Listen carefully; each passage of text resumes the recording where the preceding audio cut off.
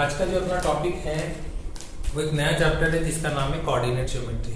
ठीक है, और कोऑर्डिनेट ज्योमेट्री का अभी तक आप जो पढ़ रहे थे एक्स एक्सिस वाई एक्सिस के ऊपर ग्राफ प्लॉट करना ही आपने पढ़ा था।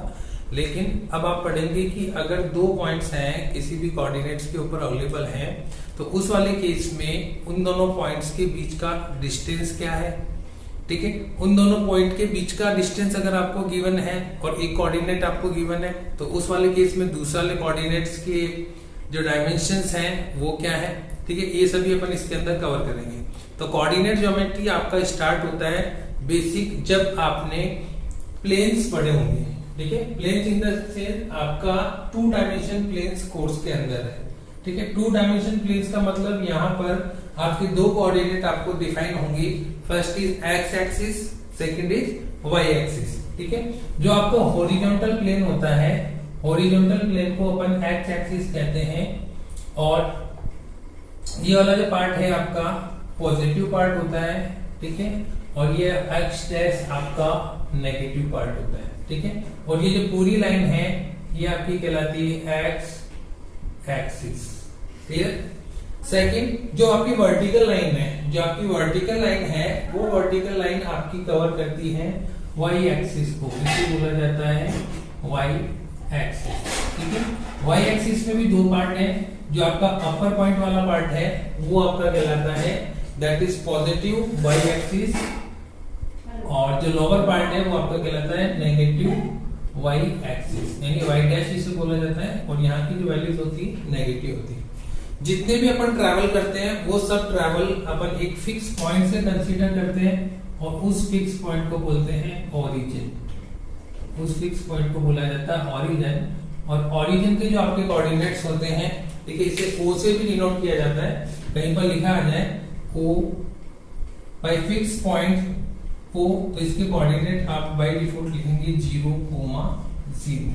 जो फर्स्ट कोऑर्डिनेट है आपका, ठीक है, जब भी आप किसी भी पॉइंट्स के कोऑर्डिनेट लिखते हैं x, y, इट मींस जो फिक्स कोऑर्डिनेट है आप हमेशा डिनोट करेंगे उससे x एक्सिस से, और जो आपका सेकंड कोऑर्डिनेट है उसको आप डिनोट करेंगे y एक्सिस से। ठीक है, x एक्सिस वाले कोऑर्डिनेट को एब्सिसा या एब्सिसा भी कहा जाता है, और y एक्सिस वाले कोऑर्डिनेट को ऑर्डिनेट बोला जाता है। ठीक है, सपोज मैं कोई पॉइंट ले लेता हूं 2,3। ठीक है, और वो मेरे ग्राफ पे कहां पर प्लॉट होगा, ग्राफ पे x एक्सिस पे मुझे कितना चलना है, x एक्सिस पे मुझे चलना है 2 और y एक्सिस पे कितना चलना है 3 पॉजिटिव। तो ये जो मेरा P पॉइंट है x, y और यहाँ पर है 2,3, वो डिनोट होगा इस वाली लोकेशन पे। ठीक है, इसमें जो आपका एब्सिसा है, एब्सिसा का डायरेक्ट पूछ ले दैट इज 2, ऑर्डिनेट आपको डायरेक्ट पूछ ले उस केस में आप लिखेंगे आंसर 3। ठीक है, सेकंड, किसी भी अगर आपके पास ऐसा लिखा हुआ है ऑन एक्स एक्सिस, कोई भी आपका पॉइंट है ऑन एक्स एक्सिस है यानी वाई के ऊपर नहीं है, ठीक है, उस वाले कोऑर्डिनेट, उस वाले पॉइंट्स के कोऑर्डिनेट, क्योंकि इसमें क्या बोला, जो पॉइंट है point lies on x axis, x axis पे यानी एक्स का कोई ना कोई पॉइंट पे कोई ना कोई वैल्यू पे वो एग्जिस्ट करेगा। क्या वाई के ऊपर वो अवेलेबल है क्या, नहीं, तो उस वाले केस के अंदर आपके जो पॉइंट के कोऑर्डिनेट हो जाएंगे x, 0। ठीक है, सिमिलरली ऐसा अगर ये आता है क्वेश्चन में point lies on y axis, तो उस वाले केस में आपकी जो कोऑर्डिनेट होंगे, क्योंकि इसने क्या बोला y एक्सिस के ऊपर एग्जिस्ट कर रहा है, x के ऊपर कहीं पर भी नहीं आ रहा है, x के ऊपर आएगा तो एक ही पॉइंट है जो कि आपका ओरिजिन है, तो 0, y that will be your coordinate. ठीक है, तो बेसिक अपन ने क्या पढ़ा है, कोऑर्डिनेट ज्योमेट्री के अंदर आपको 2 डायमेंशन प्लेन्स के बीच में किसी भी 2 पॉइंट्स के कोऑर्डिनेट आपको गिवन होंगे, उन दोनों कोऑर्डिनेट के बीच का डिस्टेंस आपसे पूछा जा सकता है। आपको पूछा जा सकता है जो आपके कोऑर्डिनेट है उसमें आपका फर्स्ट पॉइंट जिसे एब्सिसा बोला जाता है एक्स एक्सिस या एब्सिसा के नाम से आपको पूछा जा सकता है, वाई पॉइंट आपको ऑर्डिनेट के नाम से पूछा जा सकता है, या डायरेक्ट वाई एक्सिस का कोऑर्डिनेट नहीं पूछ के डायरेक्ट आपको ऑर्डिनेट पूछ सकता है, और एक्स एक्सिस कोऑर्डिनेट की जगह आपको एब्सिसा पूछ सकता है। ठीक है, अब यहाँ पर जो अपन फॉर्मूला पढ़ेंगे, डिस्टेंस फॉर्मूला पढ़ेंगे। किसी भी 2 पॉइंट्स के बीच में अगर कोऑर्डिनेट्स के ऊपर दो अलग अलग डायमेंशन एक्स एक्सिस और वाई एक्सिस के 2 पॉइंट्स हैं, और उन दोनों पॉइंट्स के बीच में अगर मुझे डिस्टेंस निकालना है, तो उसके लिए एक फॉर्मूला है जिसे बोला जाता है डिस्टेंस फॉर्मूला। डिस्टेंस फॉर्मूला क्या है? डिस्टेंस फॉर्मूला, डिस्टेंस फॉर्मूले को अपन ऐसे डिफाइन करते हैं, सपोज 2 पॉइंट है दैट इज P, और इसके कोऑर्डिनेट है x, y, x1 y1 में इसको डिनोट कर देता हूं, और Q दूसरा कोऑर्डिनेट है, और उस दूसरे वाले कोऑर्डिनेट के कोऑर्डिनेट्स हैं पॉइंट के x2, y2। ठीक है, अब आपको यहां से इस पॉइंट से क्या निकालना है? डिस्टेंस निकालना है। ठीक है, तो उस वाले केस में आप क्या करेंगे? डिस्टेंस फॉर्मूला यूज करेंगे। What is the distance formula?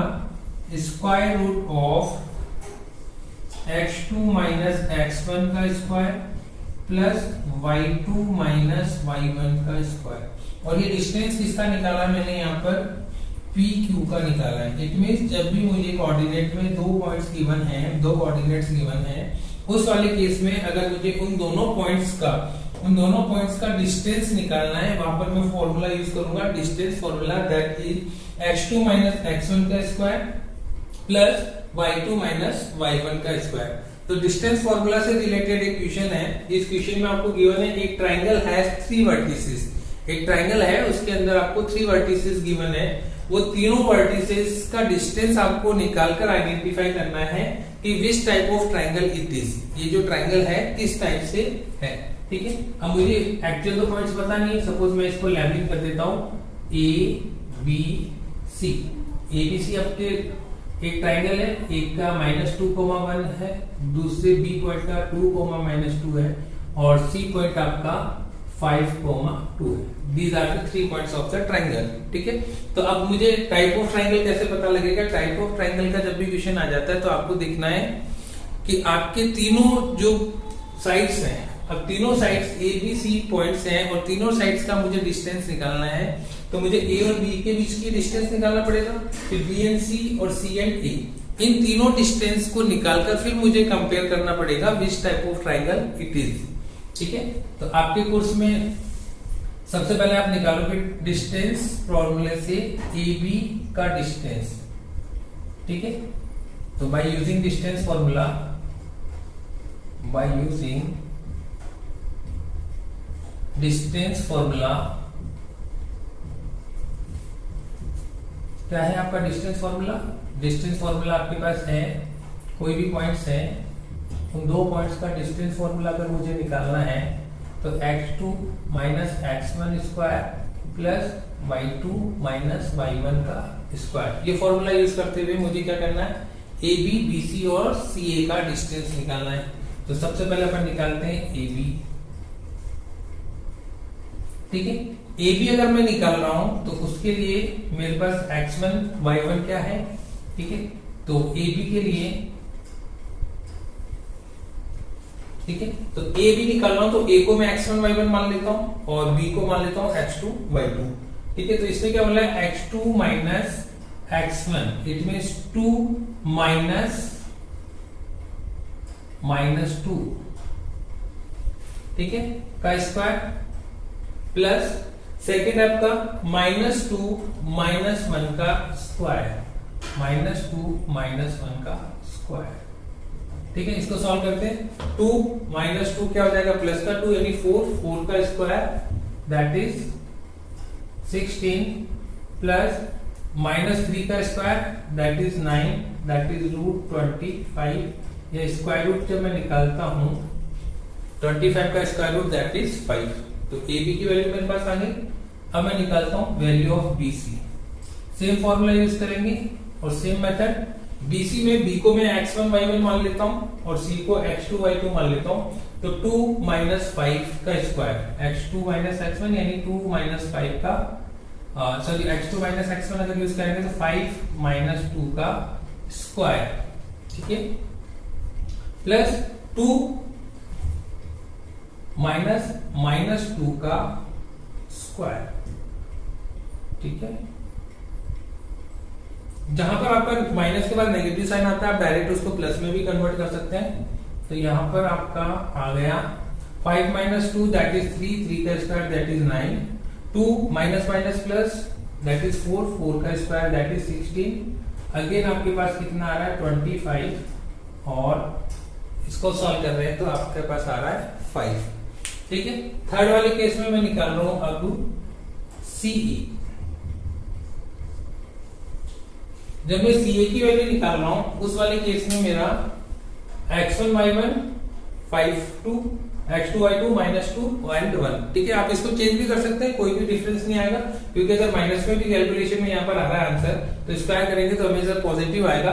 इसलिए x1 y1 आप पहले वाले पॉइंट को माने या दूसरे वाले पॉइंट को, उससे आंसर में कोई डिफरेंस नहीं आएगा, ठीक है। CA मैंने जब निकाला है तो 5 माइनस माइनस प्लस डायरेक्टली कर रहा हूं मैं, ठीक है, का स्क्वायर प्लस 1 - 2 यानी 2 - 1 का स्क्वायर, ठीक है। तो मैंने यहाँ पर 5 माइनस प्लस 2, ठीक है।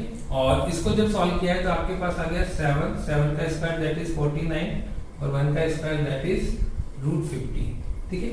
यहाँ पर 3 नंबर्स आपके पास आ गए हैं, 2 नंबर आपके पास है 5 और एक आपके पास है √50, ठीक। तो इसको देखकर अपन को डायरेक्ट आइडेंटिफाई नहीं हो रहा है, ठीक है। तो यहाँ पर अपन चेक करते हैं, अगर ये तीनों साइड बराबर आती तो आपका कौन सा होता, इक्विलैटरल ट्रायंगल होता, ठीक है। 2 साइड्स आपकी बराबर आ रही है, 2 साइड्स आपकी बराबर आ रही है तो आइसोस्केलेस ट्रायंगल भी हो सकता है, ठीक है। लेकिन प्रॉपर्टीज आपको ऑप्शन से आपको इसको चेक करना पड़ेगा। अगर ऑप्शन में गिवन है कि आपको चेक करना है कि ये नंबर ये जो गिवन ट्रायंगल है राइट एंगल ट्रायंगल है, ऑब्ट्यूज ट्रायंगल है, एक्यूट ट्रायंगल है, ठीक है। तो राइट एंगल ट्रायंगल की पॉसिबिलिटी यहाँ पर होगी, क्योंकि जब अपन AB का स्क्वायर प्लस BC का स्क्वायर कर रहे हैं, देखो यहाँ पर रूट हट जाएगा 25 का, ठीक है। और वो AC के स्क्वायर या CA के स्क्वायर के बराबर यहाँ पर अज्यूम हो रहा है। तो देखिए √25 का square plus square root of 25 का square is equal to square root of 50 का स्क्वायर। तो यहाँ पर 25 plus 25 is equal to 50। It means 2 sides का सम 50 इज इक्वल टू 50। तो यहाँ पर क्या आ रहा है, square of 2 sides of triangle equals to third side। जब किसी भी ट्राइंगल में 2 साइड का स्क्वायर तीसरे वाली साइड के स्क्वायर के बराबर आ जाता है तो उस वाले केस में कौन सा लगता है आपका, यहाँ पर आपका पाइथागोरस थ्योरम लगा है, पाइथागोरियन लिख दीजिए। और पाइथागोरियन थ्योरम किसके अंदर लगता है, सो इट इज, ठीक है, या एबीसी भी लिख सकते हैं। So triangle ABC is a right angle triangle.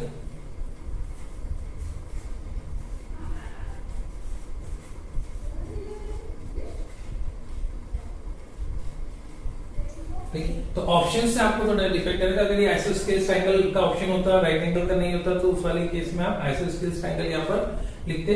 अगर राइट एंगल का ऑप्शन है और आइसोस्केलेस नहीं है, ठीक है, तो आप आइसोस्केलेस तो लिख नहीं पाएंगे, आपको चेक करना पड़ेगा whether the given triangle is in the given form और नॉट। ठीक है, आई थिंक आपको टॉपिक समझ में आया होगा।